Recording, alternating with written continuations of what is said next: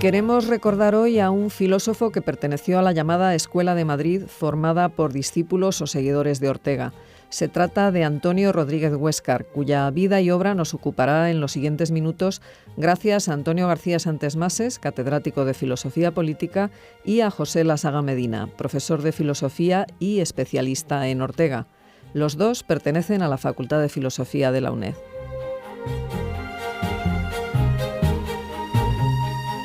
Buenos días, tenemos hoy con nosotros al profesor José Lasaga, que nos ha acompañado, yo creo que nos acompaña fielmente todos los años con algún tipo de reflexión o de publicación. En esta ocasión es para comentar un número de la revista Bajo Palabra, una revista de filosofía que se publica por parte de la Universidad Autónoma de Madrid, también con la colaboración de la Facultad de Filosofía de la UNED en esta ocasión, porque se dedica un número monográfico de homenaje a Antonio Rodríguez Huéscar. Antonio Rodríguez Huéscar, yo creo que nunca mejor caracterizado el personaje, una vocación filosófica. Me parece que es un número de gran justicia que se ha hecho con Antonio Rodríguez Huéscar. Ahora hablaremos de Rodríguez Huéscar, pero yo quería primero que el profesor Lasaga nos dijera algo de la Escuela de Madrid, en la que de alguna forma está vinculado este proyecto, en este caso sobre Rodríguez Huéscar, porque se habla en muchas ocasiones de la Escuela de Madrid, la escuela que forma Ortega, que forma Morente, pero vosotros lleváis ya tiempo haciendo un proyecto de investigación donde en otras ocasiones hemos hablado de personas en el exilio como Gauss, en esta ocasión de Rodríguez Huéscar. ¿Cómo se forma la Escuela de Madrid? Pues el término se ha ido afortunadamente abriendo camino y diríamos que ya tiene casi carta de soberanía académica, ¿no? La primera vez que se habla de una escuela vinculada a la Facultad de Filosofía y Letras de la Central, la Facultad Reformada, cuyo decano había sido García Morente, es curiosamente José Gauss, en el 38, nada más llegar a México, cuando habla de la Escuela de Ortega. Esa es la primera expresión. Y luego ya el término Escuela de Madrid, aunque hay una cierta polémica, parece que lo acuña Julián Marías. Quizás lo emplea antes Ferrater Mora en la primera edición del diccionario de filosofía. En fin, ahí hay división de opiniones todavía que habría que poner en claro, pero ya en el 46 Ferrater Mora y poco antes, el 42 o quizás algo después Marías, en un libro que titula exactamente La Escuela de Madrid, el término se acuña, luego se olvida y nosotros, el grupo de investigación, cuyo investigador principal era nuestro colega de la UNED, Jesús Miguel Díaz, precisamente elegimos como tema y como, digamos, emblema de nuestra investigación algo así como la Escuela de Madrid, una filosofía primera a la altura de los tiempos. Por cierto, el título es de Agustín Serrano de Haro, otro amigo nuestro y otro colaborador y otro miembro del grupo de investigación. Y así surgió un trabajo de 3 o 4 años. Dedicamos una sesión a María Zambrano, una sesión de tipo académico, es decir, una jornada internacional. Una jornada, digamos, sí. Que celebramos, luego otra a José Gauss y una tercera a Rodríguez Huéscar.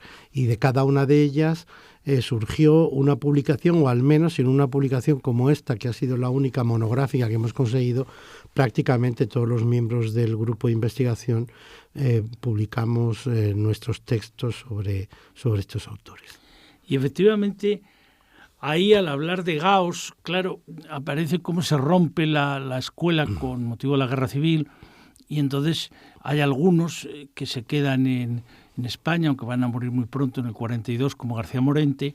Después de su conversión al catolicismo hay una inflexión grande en lo que había sido su pensamiento.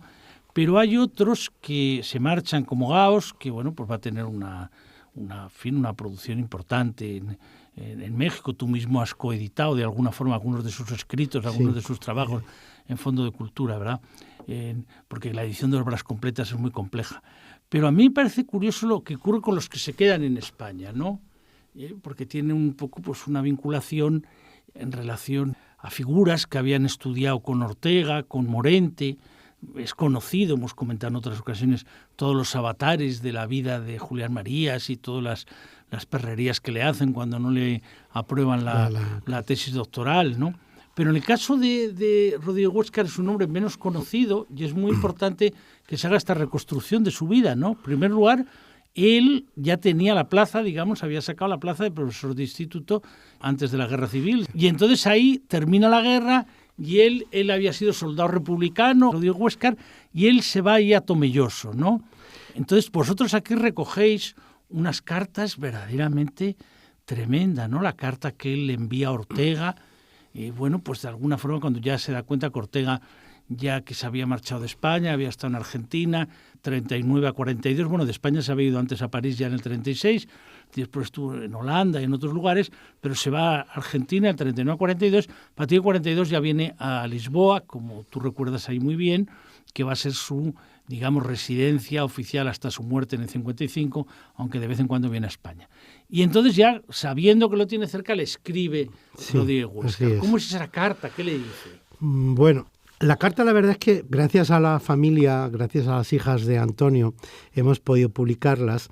Y la verdad es que todas las reacciones que están provocando la lectura de las cartas es muy impresionante porque, claro, Antonio está literalmente sumido en la más absoluta desesperación por varios motivos. Desde el económico, es decir, en Madrid, cuando termina la guerra, él se encuentra sin oficio ni beneficio, no se le reconoce nada de lo que había hecho en términos académicos, es decir, la famosa oposición al cuerpo de catedráticos de enseñanzas medias no es reconocido por las nuevas autoridades franquistas y se encuentra con que está casado, viene de camino de lo que será la hija mayor, Elena Rodríguez Halfter, y no tiene oficio ni beneficio. Entonces, pues a través de unas conexiones familiares, porque él es de La Mancha, él es de un pueblecito que se llama Foñana, que está en el sur de La Mancha, algunas conexiones familiares le encuentran este trabajo en un colegio privado que se ha abierto en Tomelloso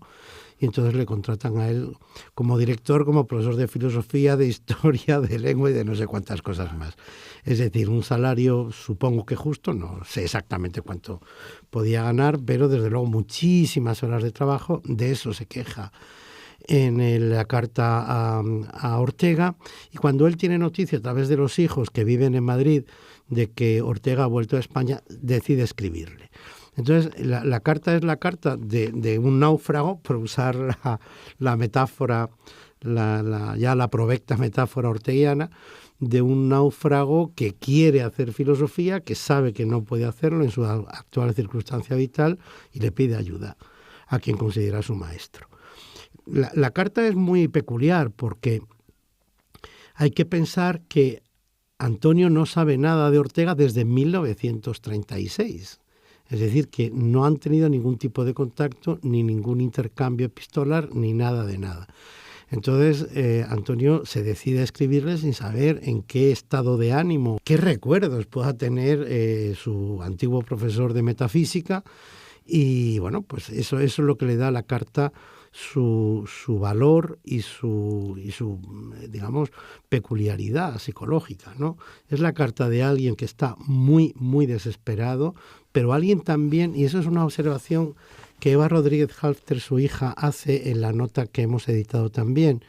Yo que la había leído la carta no sé cuántas veces para editarla, no caí en ese matiz que me parece muy valioso, la determinación que tiene Antonio a hacer que Ortega se ocupe de él, digámoslo así. Es decir, es como decirle, yo estoy aquí, maestro, tú tienes que ayudarme a salir de este pozo en el que estoy metido, porque yo lo que quiero es hacer filosofía y yo quiero además hacer filosofía en la clave de tu obra, ¿no? Entonces, por eso en un momento determinado en la carta dice, no entiendo por qué en Madrid se pueden hacer tesis sobre todos los temas, menos sobre el suyo. El padre Gatrí, llega a salir hasta exacto. El padre Gatrí, que y sale el padre Gatrí, que es una alusión de Marías. A Marías, efectivamente. Sí. Bueno, claro, el contexto, hay unas páginas del yerno de Fusi al comienzo de la revista, de este número, claro, es un contexto verdaderamente tremendo, en el sentido de que efectivamente pues el contexto de lo que va a ser la cultura de los vencedores de la guerra civil, el nacionalismo exaltado, el catolicismo como un elemento decisivo, bueno, como hemos comentado tantas veces, parece que efectivamente ahí pues se podía ver mejor o peor. Yo creo que la mayoría lo veía muy bien, aunque siempre había algunos muy fanáticos, muy recalcitrantes, lo que había ocurrido con García Morente, o sea, que Morente se hubiera convertido al catolicismo, intentara reconstruir toda la filosofía de la historia de España a partir de ese elemento. Pero no cabe la menor duda que una posición como la orteguiana, pues era una posición donde, digamos, de cara a lo que han sido los vencedores de la Guerra Civil y especialmente la Facultad de Filosofía, aparece como algo que hay que erradicar, o sea, que no aparece en ese tipo de pensamiento, ¿no? Entonces, ahí es donde tiene el mérito que yo veo de Huéscar, de intentar él mantener, cosa que tú subrayas también ahí, la fidelidad al maestro. O sea, él ya año 45 hasta el 55 puede estar en el Colegio Estudio, que es donde es profesor de nuestro compañero. Ahí es donde le echan ya una mano, es decir, cuando le contratan claro, y puede salir de Tomelloso. Claro, y ahí ya es cuando Ortega de vez en cuando viene a España. Exacto. Es cuando él fue profesor de nuestro compañero Javier Muguerza, que se ha referido a él al hablar de Colegio Estudio y al hablar en concreto de la personalidad de Huéscar, ¿no? Pero no cabe duda que en él hay una idea, aunque la hija cuenta, curioso también, ¿no?, que él tenía también una afición literaria, fue finalista del Nadal, cinematográfica, la que tenía coincidía con Marías en este punto, pero no cabe duda que en él hay una idea de que él, si algún día es doctor, la va a hacer sobre Ortega. Sí, eso era... además, él usa la palabra vocación, que es al fin y al cabo un término técnico de la filosofía de Ortega, con absoluta precisión. Mi vocación es hacer filosofía, y no hacer una filosofía cualquiera, sino hacer la filosofía que representa el orteguismo, digámoslo así. Es decir, ese es nuestro nivel de los tiempos. Como tres cosas. Una es la que yo, por ejemplo, no conocía tampoco, la de concreto en el momento que presenta la tesis, en el año 61, en la composición del tribunal, no conocía, que claro, es un tribunal, realmente la tesis la dirige Aranguren, pero el tribunal, madre mía, González Álvarez, Muñoz Alonso, lo que había, Leopoldo Eulogio Palacios, ya en el año 61, Gil Fagoa, que era una herencia de aquella época anterior, de psicología más positivista, pero claro, completamente contrarios al mundo orteguiano, pero como dices tú, ajenos, lo que había. No contrarios. Ajenos. Algunos contrarios. Como González Álvarez, contrario. Contrario. Y yo creo que quizá Leopoldo Eulogio Palacios también, ¿no? Por la cosa de él. Pero claro, esa es la primera perspectiva. La segunda, que impresiona mucho, es que tú has hecho referencia en otros artículos tuyos muy precisos, en otras investigaciones, es la famosa Carta Maraval, ¿no? Sí. ¿Cómo es esa Carta Maraval? Porque el libro, yo creía que la tesis la había presentado después porque el libro apareció en el 66, ¿no? Sí. Verdad y perspectiva y tal. Yo creía que por eso la tesis había sido después.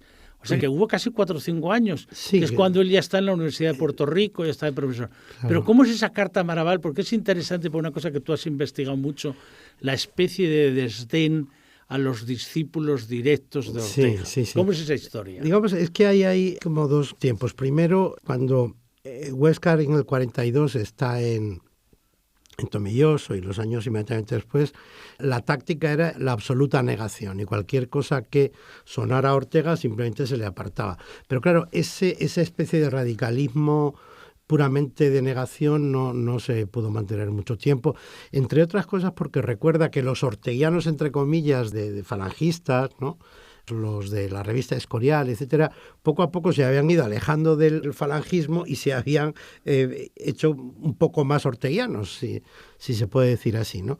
Gente como, ya sabes, Tito Ruiz-Ruejo, Laín Entralgo, etcétera, etcétera. Entonces, cuando empiezan los años 60 y ya se ha producido un poco un cambio de clima también en la cultura oficial española, entonces Ortega se convierte en algo así. Yo creo que la expresión que usa Rodríguez Huéscar en la carta esa abierta a Maraval es en in bona touche, no sé cómo se dice, no recuerdo ahora, una criada para todo. Creo que él usa la expresión francesa, pero la traducción castellana sería una criada para todo. Es decir, se le cita, se le saca de paseo, por decirlo así, pero no se le estudia. Y de hecho, prácticamente, salvo Julián Marías y lo que hace el propio Huéscar, lo que está haciendo Garagorri, obviamente, es decir, dentro de España lo que están haciendo los discípulos directos, normalmente todo lo que se publica, o la mayoría de las cosas que se publican sobre Ortega son o distanciadas o matizadamente críticas, muchas veces irónicas, etcétera. Ahí Aranguren, por ejemplo, que ha leído muy bien a Ortega y que en algunos momentos se ha apoyado en tesis suyas, el propio Aranguren se declara zubiriano cuando publica, por ejemplo, su Ética. Y sin embargo, en su Ética hay muchas cosas de Ortega y él mismo había publicado un folleto sobre la ética de Ortega Gasset en el contexto de los últimos ataques que la jerarquía católica dirige contra Ortega, bueno, el episodio del padre Ramírez y todo eso. Pero el texto ese del 65, Carta abierta a Maraval, en ese texto Huéscar escribe también muy desilusionado, porque digamos que en ese momento él ha comprendido que nunca se va a recuperar a Ortega en un sentido más o menos pleno. Estamos hablando para la Universidad Española, no estamos hablando a nivel cultural, porque como muchos historiadores de las ideas han reflejado, a Ortega se le editó mucho y se vendió mucho. Prueba concreta de que a Ortega se le seguía leyendo. Pero como muy bien ha matizado, por ejemplo, Cacho Viu, que se ha dedicado un pequeño ensayo a esto, la influencia de Ortega era una influencia absolutamente difusa, capilar. Es decir, que no había tesis doctorales, prácticamente, no había investigaciones sobre todo en el campo de la filosofía de primera línea. Es decir, que era siempre gente que se movía un poco en los límites externos del mundo académico. Un ejemplo, Julio Bayón, que fue profesor mío de metafísica en la Universidad Autónoma cuando yo estudié allí. Julio Bayón hizo su tesis doctoral sobre Ortega y Gasset, pero lo tenía completamente callado. Y hizo su tesis doctoral y se fue a Oxford, donde probablemente enseñó Ortega y filosofía española. Pero aquí cuando volvió, a principios de los 70, desde luego en sus clases no hablaba de Ortega. Pero ya la había publicado, ¿no publicó? Sí, la tesis su tesis doctoral estaba publicada en Revista de Occidente, en la colección de estudios orteganos que dirige Maraval y José Ortega Espotorno. Sí, estaba publicada. Pero eso da idea de que cuando el nacionalcatolicismo deja de ser el momento predominante en filosofía, y entonces lo que empieza a ser es o filosofía analítica o marxismo, y un poco después el famoso neonietzscheanismo de Sabater y de... Tú lo has estudiado muy bien, incluso viendo el acto de homenaje y despedida a Ortega. Tú ahí haces con mucha brillantez que el primer posmoderno era don Ángel González Álvarez, que es que dice que había ya que superar a Ortega, que ya el mundo de Ortega había quedado atrás, llegaba al mundo efectivamente, ya llegaba el mundo de la metafísica, claro, y todo ese tipo de cosas. Sí. Bueno, y ahí hay otro tercer tema. No es solo el tribunal que él tuvo, lo que sorprende realmente en el año 61, no es solo que él viviera, que de pronto pues habían quedado como que las nuevas generaciones ya no interesaba y que incluso algunos hablaban pues de esta especie de que estaban haciendo daño a Ortega los discípulos excesivamente dilectos o veritativos, que eran poco menos que comentaristas. Sí. Hay otra tercera cosa que a mí me sigue impresionando muchísimo y que, claro, no hay más remedio que ver siempre que se habla de Ortega, ¿no? Y es el lío que tenían todos con el sistema. Es una cosa tremenda, ¿no? Porque él también aparece con la idea de que, hombre, de alguna forma, la hija lo comenta también, ¿no? Está vindicando, pero a la vez está diciendo esa idea de que él tenía que mostrar cuál era el sistema de Ortega frente a esta crítica, que filosofía o el sistema no es nada. De alguna forma, como aquí hay muchos escritos sobre eso, pero que efectivamente está en su libro, en lo de la perspectiva y la verdad, en la idea de la innovación metafísica que provocó Ortega, eso fue como muy central en el pensamiento de Huéscar, ¿no? Sí, pero hay una pequeña trampa que en la que yo caigo a veces. Hay una pequeña trampa léxica que es identificar ser filósofo con tener un sistema. Esa identificación no va a ningún sitio realmente, porque nadie se le ocurriría. Eso solo funciona aquí, que es un país de escolásticos. Eso a nadie se le ocurre pensar que Adorno o que Hannah Arendt, por citar a dos contemporáneos de Ortega, no son filósofos. A nadie se le ocurre, salvo a algún tarado, decir, ¿dónde está el sistema de Adorno? ¿Dónde está? Bueno, a nadie se le ocurre. Es decir, se le puede ocurrir, ¿dónde están los libros de filosofía de Adorno? Entonces alguien dice, ahí tiene usted la dialéctica negativa. Alguien puede decir, ¿dónde están los libros de filosofía de Ortega? Y alguien puede decir, pues mire, Historia como sistema, que es un texto de 60 páginas, es un pedazo de ensayo filosófico impecable, que se puede comparar con cualquier otro de los grandes textos filosóficos del siglo XX. Entonces, simplemente se puede citar eso, o se puede citar el curso en torno a Galileo, o se puede citar la idea de principio en Leibniz, que además tiene una elevadísima erudición filosófica, o se puede citar Meditaciones del Quijote, que es un libro pleno de intuiciones filosóficas y además, en cierto modo, casi avanzadas para su tiempo. De modo que, ¿dónde está la filosofía de Ortega? Pues en los libros que publicó. ¿Y Huéscar lo vivía así como tú dices o no? Huéscar lo vivía, Huéscar, yo he aprendido de Huéscar lo poco que sé de Ortega, o sea que vaya eso por delante. O sea que si lo vivía así, yo estoy seguro de que sí. Pero hay ahora que añadir un matiz. Ortega, esto es una especie que puso en marcha Julián Marías ya, y yo creo que hasta cierto punto Huéscar estaba de acuerdo con ello. Es decir, a la filosofía de Ortega, no a lo que hizo Ortega, sino a la filosofía de Ortega, es decir, a los discípulos que se asumen continuadores de la filosofía de Ortega, no les queda más remedio, no van a imitar al maestro escribiendo ensayos brillantes sobre esto y lo otro. Entonces, ¿qué es lo que le quedaba a ello? El momento escolar de la filosofía.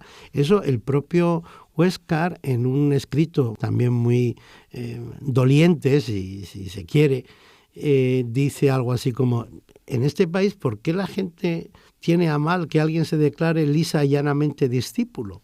¿Por qué no se puede ser discípulo si es que hay algo de qué serlo, claro? Es que ser discípulo en el siglo XX, ser discípulo del padre Suárez, que vivió y filosofó en el siglo XVII, puede ser más atrabiliario que ser discípulo de Ortega, ¿no?